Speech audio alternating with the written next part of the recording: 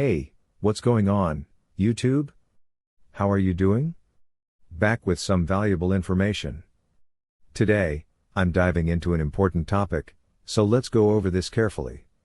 I'll be talking about a form that can be crucial in managing your financial path forward. Now, if you're here for the first time, welcome. Make sure to subscribe, like, and drop a comment below. We're building a fantastic school community where we're sharing valuable resources and showing how to put them to use, so definitely check out the link in the description to join us.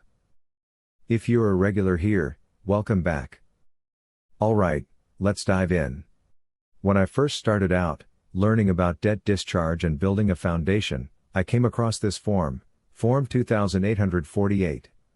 Sometimes, you might get documents like this early on, and you're unsure how to use them.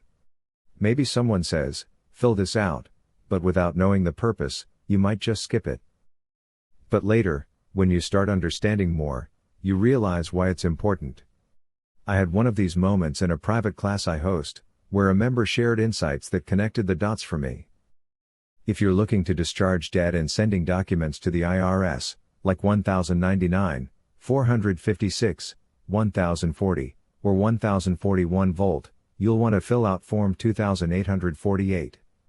This form is a power of attorney and declaration of representative. It lets the IRS know that you're taking over tax responsibilities for your estate, often called your principal. In other words, you're becoming the official representative for your estate.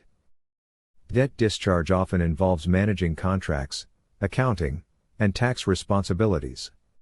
And if you're not getting the results you need, there's always the option of filing a 1099-A or 3949-A, which is a whistleblower form.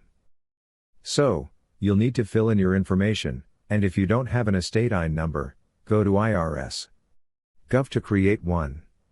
Search for IN, and choose other nonprofit or tax-exempt organizations.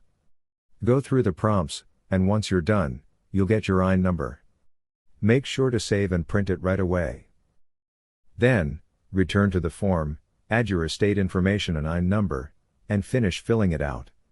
Some sections of the form are a bit more detailed, but I'm only sharing what I've fully reviewed and understand well. So, definitely do your own research. Once you've completed Form 2848, you'll need to fill out Form 8821, which will come after receiving your CAF number from the IRS.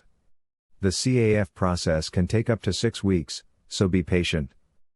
When you're filling out Form 2848, you'll see terms like excise, estate, gift, and whistleblower. These are all important concepts in tax matters.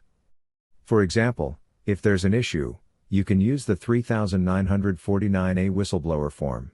This form is available online, so search Form 2848 to get started. Once complete, upload the form to the IRS website. If the service is down, check back later. After submitting, the IRS will review it and send you a CAF number, which you'll use for Form 8821. Thank you for watching. Make sure to subscribe to the channel, check out our other resources, and I'll see you in the next video.